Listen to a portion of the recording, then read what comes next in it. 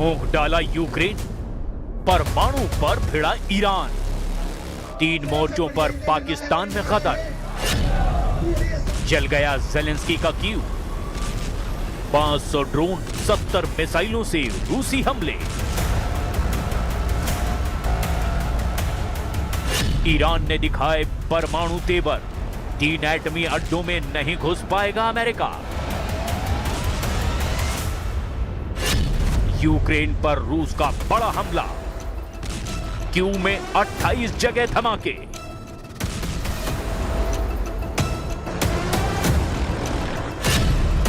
शाहिद 136 और डेरान ड्रोन का कोहराम, यूक्रेन के 13 इलाकों में भीषण तबाही।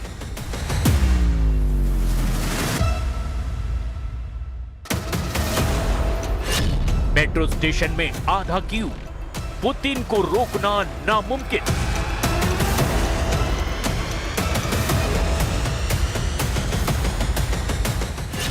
एस्फान फोर्दो नतांज में सीक्रेट बम, क्या ईरान ने बना लिया परमाणु बम? नेतन्याहू ने टोटल विक्ट्री का लिया संकल्प, ईरान नहीं बना पाएगा परमाणु बम। सुप्रीम लीडर खामनेई के जनाजे में जुटेंगे 2 करोड़ लोग, 31 प्रांत में दिखेगा जन सैलाब।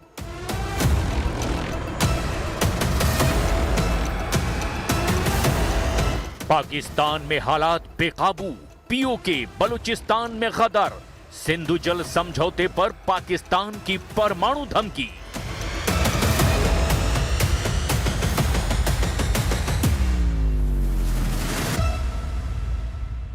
रूस से यूक्रेन तक, ईरान से इजराइल तक कोहराम, 3 मोर्चों पर पाकिस्तान पड़ा पस्त।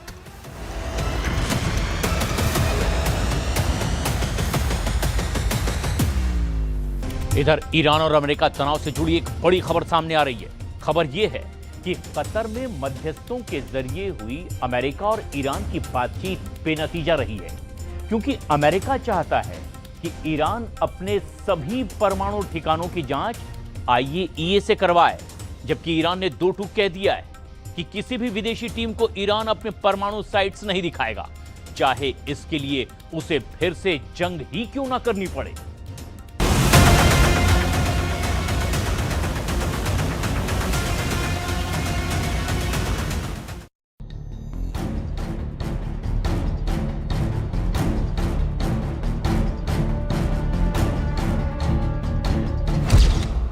नहीं दिखाएंगे ईरान का परमाणु बम, ट्रंप नेतन्याहू को गालिबाफ का चैलेंज।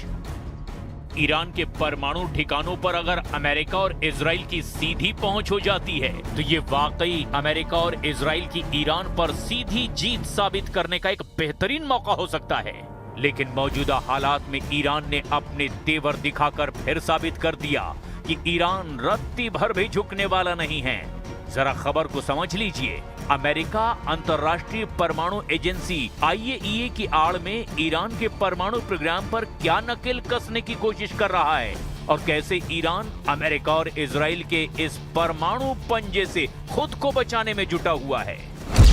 ईरान ने IAEA को परमाणु ठिकानों तक पहुंच देने से अब साफ इनकार कर दिया है। ईरानी संसद के स्पीकर मोहम्मद बाकर कालिबाफ ने एक ऐसा बयान दे दिया जिसे सुनकर अंतर्राष्ट्रीय परमाणु एजेंसी IAEA, राष्ट्रपति ट्रंप और प्रधानमंत्री नेतन्याहू के भी होश उड़ चुके हैं। मोहम्मद बाकर कालिबाफ ने 2 टूक कह दिया कि ईरानी कानून इस बात की इजाजत कतई नहीं देता कि IAEA ईरान के 3 परमाणु ठिकानों का दौरा करे। ईरान के एस्फान, फोर्दो और नतांज परमाणु ठिकाने ईरान के परमाणु कार्यक्रम के मजबूत स्तंभ माने जाते हैं। तीनों तकनीकी रूप से एक दूसरे से जुड़े हुए हैं। इनके बिना ईरान का परमाणु ढांचा अधूरा है। अमेरिका और ईरान चाहते हैं कि IAEA के जरिए ईरान के एस्फान, फोर्दो और नतांज का पूरा कच्चा चिट्ठा सामने आ जाए।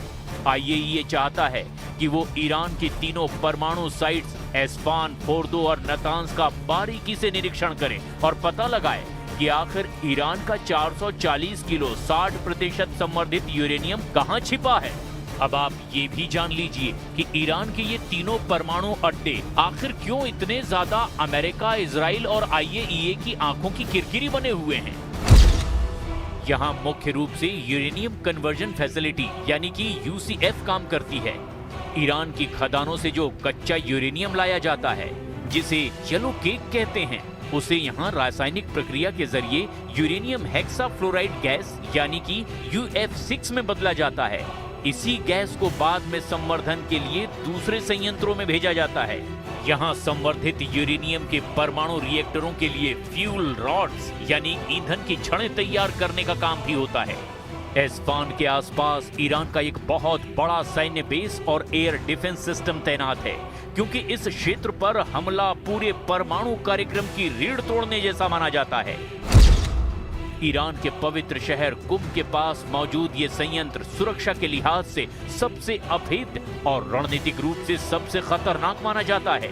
फोर्दो को एक विशाल पहाड़ी के अंदर लगभग 250 से 300 फीट गहराई में कंक्रीट की मोटी परतों के नीचे बनाया गया है। इस बनावट की वजह से ही इस पर पारंपरिक हवाई हमलों का या फिर बड़े बंकर बस्टर बमों का असर होना लगभग नामुमकिन माना जाता है। यहाँ आधुनिक और एडवांस सेंट्रीफ्यूज जैसे IR6 के जरिए यूरेनियम को सीधे 60% या उससे ज्यादा शुद्धता तक समृद्ध किया जाता है, जो मेडिकल रिसर्च के नाम पर सैन्य स्तर के बेहद करीब है। नातांज न्यूक्लियर फैसिलिटी ये ईरान का सबसे बड़ा केंद्रीय और मुख्य यूरेनियम संवर्धन संयंत्र है, जो एस्फान प्रांत के अंतर्गत ही नातांज शहर के पास मौजूद है। नातांज में बड़े पैमाने पर औद्योगिक स्तर पर यूरेनियम संवर्धन होता है। यहाँ जमीन के ऊपर और जमीन के नीचे विशाल हॉल्स बने हुए हैं, जहाँ हजारों की संख्या में सेंट्रीफ्यूज 24 घंटे घूम करके गैस को समृद्ध करते हैं। अपनी विशाल क्षमता के कारण ही ये संयंत्र हमेशा इजराइल और अमेरिका के निशाने पर रहा है। The denuclearization of Iran is moving along well. They've had very good meetings, and we'll see. We hit them very hard for 3 nights, as you know, but we're getting along very well. نسبت به تفاهم نامه مصریم، یعنی ما هم در حال گفتگو هستیم، هم اگر گفتگو رو نخوان اجرا بکنن آماده جنگ هستیم و عکس العمل نشون میدیم و حتما طبق اون کار رو داریم.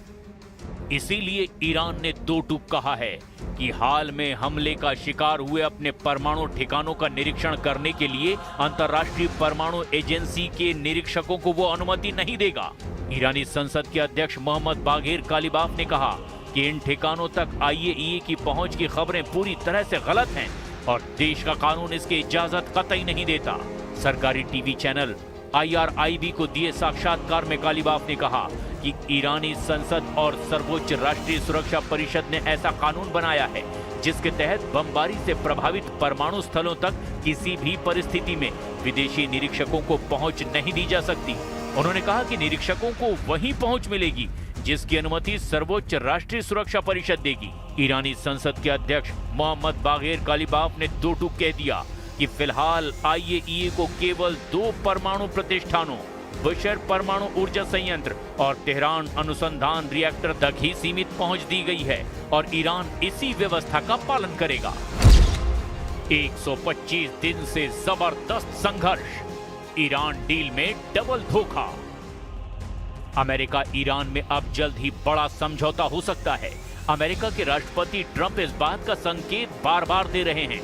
उनका कहना है कि कुछ ही घंटों में अब America और Iran के बीच फाइनल डील हो सकती है। लेकिन सवाल ये है कि क्या वाकई ईरान के साथ खुले मन से समझौता करने जा रहे हैं या फिर समझौते की आड़ में ईरान के साथ सिर्फ धोखा हो रहा है।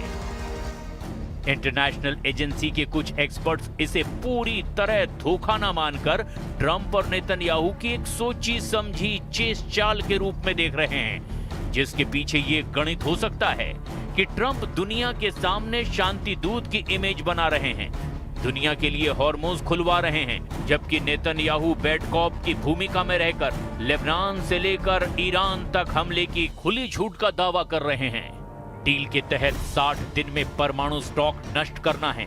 अगर ईरान अपनी डील से मुकरा तो ट्रंप को दोबारा नैतिक और लीगल आधार मिल जाएगा और वो ईरान को तबाह कर डालेंगे। 107 दिनों की लगातार लड़ाई से अमेरिका और इजराइल दोनों के एयर डिफेंस इंटरसेप्टर यानी मिसाइल डिफेंस सिस्टम खत्म होने की कगार पर थे।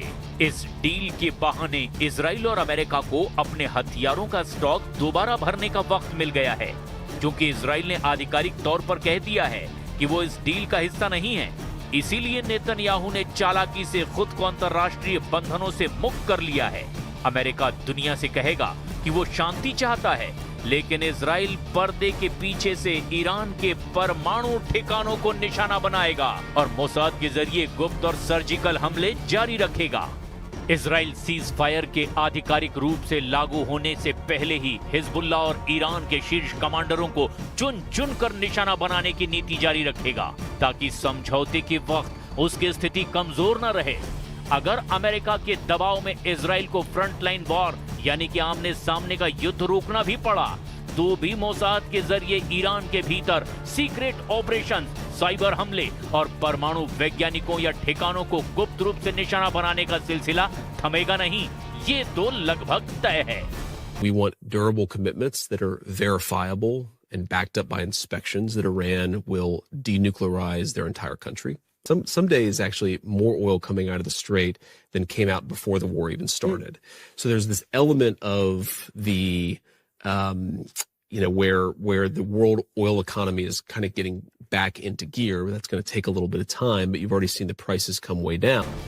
अब ऐसे हालात में अगर ईरान अपने परमाणु ठिकानों को छिपाने में कामयाब रहता है, तो इजराइल इसे अमेरिका की रणनीति की बड़ी हार मानेगा।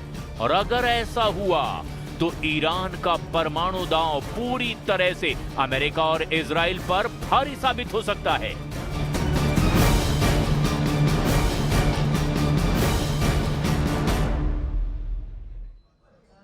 पाकिस्तान में जगह जगह विद्रोह की आग भड़क उठी है। बलूचिस्तान से पीओके तक पाकिस्तानी हुक्मरानों के खिलाफ खुली बगावत का ऐलान हो रहा है। पहले बलोच शेरनी महरंग बलोच को सजा देने के खिलाफ आवाज उठी, तो अब पीओके में जम्मू कश्मीर जॉइंट अवामी एक्शन कमेटी के नेता शौकत नवाज मीर की गिरफ्तारी के बाद तो हालात बहुत बेकाबू हो गए।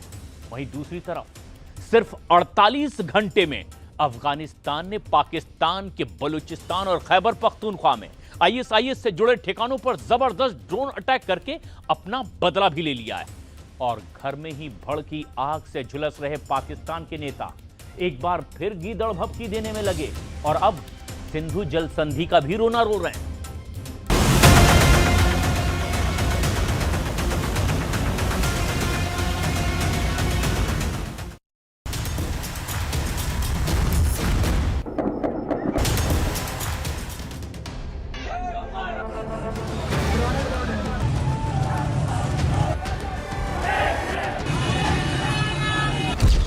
चक्रव्यूह में फंसे शहबाज मुनीर, जान पर भारी ट्रिपल अटैक।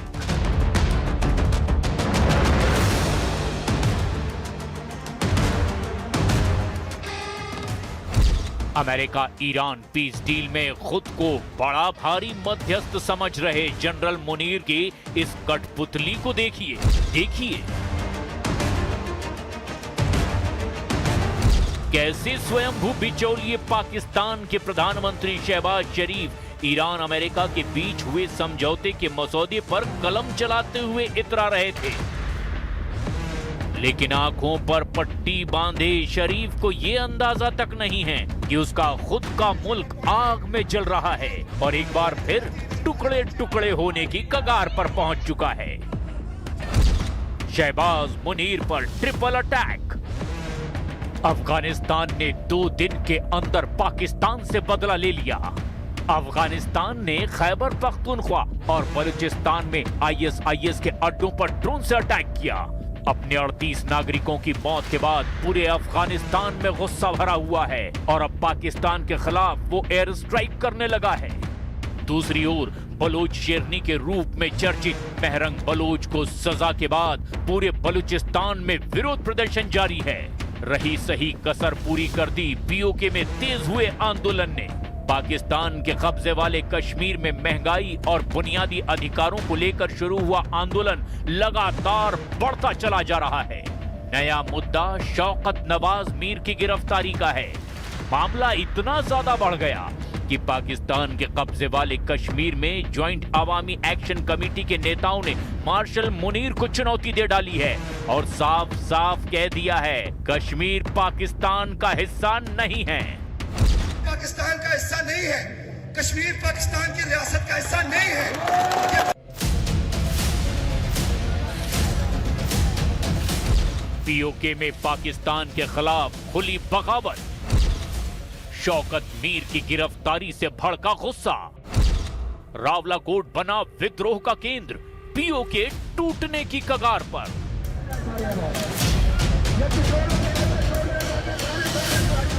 पाकिस्तान के कब्जे वाले कश्मीर में विरोध प्रदर्शन की शुरुआत जून के शुरुआती दिनों में हुई। महंगाई, बिजली बिल और सब्सिडी वाले आटे की किल्लत झेल रहे लोग बुनियादी सुविधाओं के लिए सड़कों पर उतरे, लेकिन फील्ड मार्शल मुनीर अपने रेंजर्स के बूटों के नीचे लोगों की आवाज को दबाने की कोशिश करने लगा। प्रदर्शनकारियों पर गोलियां चलाई गई। कोई डिक्टेटर हो तो हम किसी डिक्टेटर को नहीं मानते। कश्मीर के अवाम किसी डिक्टेटर को कबूल नहीं करेंगे, किसी भी डिक्टेटर को कबूल नहीं करेंगे। मुनीर के रेंजर्स का टॉर्चर यहीं खत्म नहीं हुआ। घायल प्रदर्शनकारियों को अस्पताल से जबरन उठा लिया गया। फिर भी मुनीर आर्मी के आगे पीओके के लोग झुकने को तैयार नहीं हुए। पीओके में ज्वाइंट एक्शन कमेटी के 600 से ज्यादा कार्यकर्ताओं को हिरासत में लिया गया, लेकिन जम्मू कश्मीर ज्वाइंट अवामी एक्शन कमेटी के नेता शौकत नवाज मीर की गिरफ्तारी ने विद्रोह की आग को कुछ ज्यादा ही भड़का दिया। पीओके में जेएसी नेता सरदार अमान खान ने सीधे सीधे पाकिस्तान सरकार को चेतावनी दे डाली, नवाज मीर को कुछ हुआ तो किसी को नहीं छोड़ेंगे। हम इनसे बताते हैं कि अगर शौकत नवाज मीर जिंदा नहीं बचेगा तो फिर जो यहाँ पे सहूलतकार हैं, मैं पूरी जिम्मेदारी से कहता हूँ उनमें से एक भी जिंदा नहीं बचेगा। पाकिस्तान के कब्जे वाले कश्मीर में जैसे जैसे आंदोलन की आग तेज हो रही है, पाकिस्तानी फौज की पोल भी खुलती जा रही है। दहशतगर्द, देखिए क्या कहते हैं, दहशतगर्द है। मैं इनसे कहता हूँ, आलमी मीडिया की मौजूदगी में कहता हूँ, मैं तमाम इंसानी हकूक की तंजीमों को गवाह बना के कहता हूँ, आप सबकी मौजूदगी में कहता हूँ, कश्मीरियों के हाथ में बंदूक पाकिस्तान की फौज ने दी थी। कश्मीरियों के हाथ में बंदूक भी पाकिस्तान की फौज ने दी। प्रदर्शनकारियों ने पाकिस्तानी सरकार को खुली चुनौती दी। कहा, इंटरनेट खोलो, दुनिया सच देखे, आतंकवादी कौन है। तुमने जो यहाँ पर कुत्ते पाले हुए हैं अपने, इनको भी इनकी औकात याद दिलाए। वो जो तुम्हारी हड्डी पर पड़ते हैं, जो तुम्हारे दर पे पड़े रहते हैं, जो आवाम के दुश्मन हैं, हम चाहते हैं तुम इंतखाबात करवाओ और इन इंतखाबात में कश्मीरी आवाम अपने मुस्तकबिल के मुताल्लिक फैसला करें। और आवाम, कश्मीर के आवाम इस हुक्मरान अशरफिया से तंग है, इसीलिए लोग सड़कों पर मौजूद हैं, इसीलिए लोग इनके खिलाफ खड़े हैं, इसीलिए ये औरतें, ये बच्चे, इनकी औलादें, जो इनके मर्द सारे सड़कों के ऊपर इसीलिए है, हर इलाके में, हर मोहल्ले में, कि हमें इनकी 2 नंबर हुकूमत। पाकिस्तान के कब्जे वाले कश्मीर में लगातार 24वें दिन भी आंदोलन जारी रहा। प्रदर्शनकारियों ने मुनीर और शहबाज शरीफ को 2 टूक संदेश दे दिया। तारिक फजल चौधरी, तुम्हारी औकात नहीं है, तुम कश्मीरियों पे बात करो, तुम्हारी औकात बिल्कुल नहीं है। पीओके में शौकत मीर की गिरफ्तारी फील्ड मार्शल मुनीर के गले की हड्डी बन चुकी है। रावलाकोट समेत कई शहरों में दिन रात प्रदर्शन लगातार जारी हैं। लोग हजारों की तादाद में सड़कों पर उतरकर अपने गुस्से का इजहार कर रहे हैं। पीओके में बुनियादी सुविधाओं के लिए शुरू हुआ ये आंदोलन अब इस्लामाबाद के खिलाफ बगावत बन चुका है। हमारे राशन की जरूरत नहीं है, तुम्हें हमारी जरूरत है। थोड़ा ख्याल करो, थोड़ा ख्याल करो, तुम्हें हमारी जरूरत है। कहीं ऐसा न हो, कहीं ऐसा न हो कि बाकी रास्ते खुल जाएं और फिर तुम हमारी मिन्नतें करो, हमारे तरले करो, कहीं ऐसा न हो। बलूचिस्तान में बगावत, महरंग को सजा दिलाकर फंस गया मार्शल। कुल 4 सूबों का पाकिस्तान सुलग रहा है। बलूचिस्तान से सिंध तक, लाहौर से गिलगिट बाल्टिस्तान तक विद्रोह उबल रहा है। यानी विद्रोह की आग सिर्फ पीओके में ही नहीं सुलग रही, बलूचिस्तान भी इस वक्त जल रहा है। बलूचिस्तान की human right activist Mahrang Baloch को उम्र कैद की सजा के बाद विद्रोह की आग और फैलती चली जा रही है। महरंग बलोच की सजा के विरोध में बलोच यकजहती कमेटी ने पूरे बलूचिस्तान का चक्का जाम कर दिया है और शटर डाउन स्ट्राइक का ऐलान कर दिया है। दूसरी ओर मार्शल के रेंजर प्रदर्शन को दबाने में लगे हुए हैं। महरंग के समर्थन में सड़कों पर उतरे लोग एक तरफा फैसले को मानने को तैयार नहीं हैं। बलोच अधिकारों की मुखर आवाज मानी जाने वाली महरंग बलोच को सजा सुनाए जाने के बाद पूरे विश्व में पाकिस्तान की थू-थू हो रही है। दुनिया भर के ह्यूमन राइट्स संगठन पाकिस्तान की आलोचना कर रहे हैं। लेकिन उनकी आवाज दबाने के लिए जनरल मुनीर ने जल्लादों को भेज दिया है, जिन्होंने बलोच यकजहती कमेटी को बेरहमी से कुचलने की कोशिश की।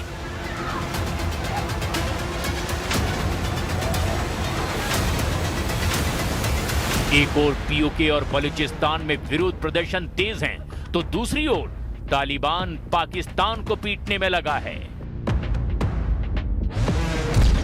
पाकिस्तान को पीट रहा तालिबान 48 घंटे में लिया हमले का बदला।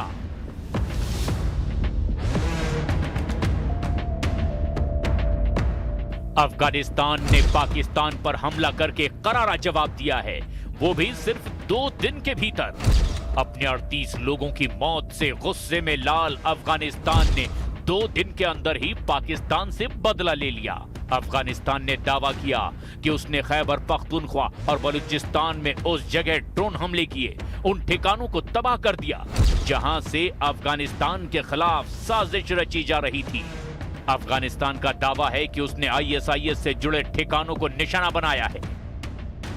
अफगानिस्तान ने बलूचिस्तान के पिशिन जिले में सरनान इलाके में ISIS के सेंटर को उड़ा दिया। खैबर पख्तूनख्वा के कंबरखेल और चित्राल की शाह सलीम घाटी में ISIS के ज्वाइंट सेंटर और ठिकानों को निशाना बनाया।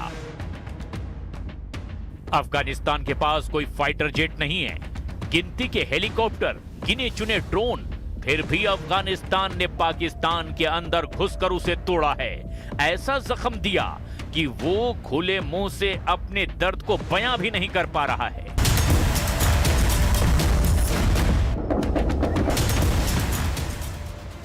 तस्वीरें हैं, तबाही है, गुस्सा है, लेकिन कबूलना नहीं है। पाकिस्तान ने अफगानिस्तान की एयर स्ट्राइक को खारिज कर दिया है। पाकिस्तान ने दावा किया कि उसने हमला करने वाले 4 ड्रोन को मार गिराया। अफगानिस्तान ने चेतावनी दी कि उसकी सुरक्षा के लिए खतरा बनने वाले हर ठिकानों पर ऐसे ही हमला होगा।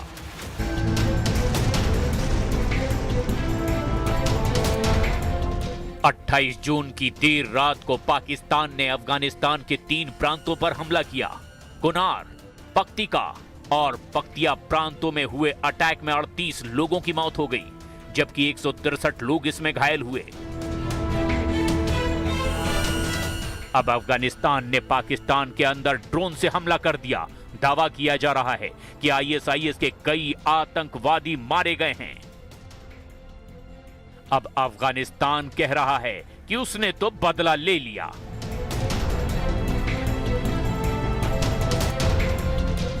दूसरी ओर पाकिस्तान कह रहा है उसने अफगानिस्तान के हमलों को नाकाम कर दिया। लेकिन सवाल यह है, क्या अपने ही घर में 3 मोर्चों में चक्रव्यूह में फंस गया पाकिस्तान? बलूचिस्तान में विद्रोह, दूसरी तरफ POK में बगावत और तीसरी तरफ पश्चिमी सीमा पर तालिबान की सीधी चुनौती।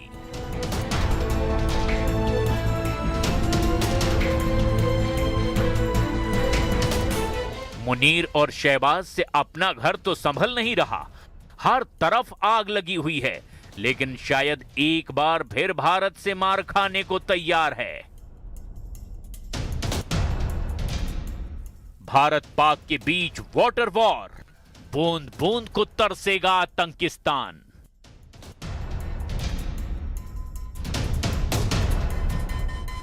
असल में पहलगाम के बाद भारत ने सिंधु जल समझौते को सरेंडर कर दिया था। इसके बाद ऐसा कोई इंटरनेशनल मंच नहीं है जहां पाकिस्तान पानी का रोना नहीं रोता फिरा। संयुक्त राष्ट्र मानवाधिकार परिषद के 62वें सत्र में भारत ने अपना स्टैंड बिल्कुल क्लियर कर दिया था। बात साफ है, 1960 की सिंधु जल संधि अब बेमानी हो चुकी है। प्रधानमंत्री नरेंद्र मोदी ने इसका ऐलान ऑपरेशन सिंदूर के वक्त किया था कि खून और पानी एक साथ नहीं बह सकता। भारत ने तय कर लिया है, खून और पानी एक साथ नहीं बहे। लेकिन पाकिस्तान के डिप्टी पीएम इसहाक डार और पीपीपी के अध्यक्ष बिलावल भुट्टो अपनी हरकतों से बाज नहीं आ रहे। दोनों ने इस्लामाबाद में बैठक की और एक बार फिर वही गीदड़ भभकी दे दी कि पानी को हथियार बनाना क्षेत्रीय शांति के लिए विनाशकारी होगा। दूसरी तरफ भारत ने साफ कर दिया कि खून और पानी साथ साथ नहीं बह सकता। मतलब ये कि हम पाकिस्तान की प्यास बुझाने उसे पानी पिलाते रहें और पाकिस्तान हमारा खून बहाता रहे। अब ये दोनों बात साथ साथ नहीं हो सकती। भारत के गृह मंत्री अमित शाह ने हाल ही में साफ साफ कह दिया था कि अब ये संधि बहाल नहीं है। बड़ी बात यह है कि अगर भारत ने सिंधु की धारा मोड़ दी तो पाकिस्तान प्यास से तड़प तड़प कर मर जाएगा।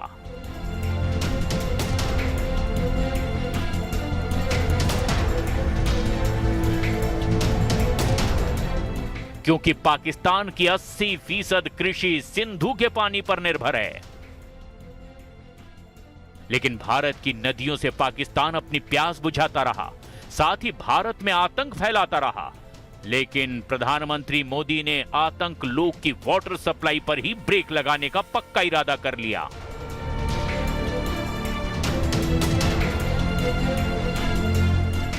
मतलब 3 मोर्चों पर मार खा रहा पाकिस्तान गलती से भी भारत से भिड़ा तो इस बार या तो बूंद बूंद पानी के लिए तरसेगा या फिर पानी में ही डूब कर मर जाएगा।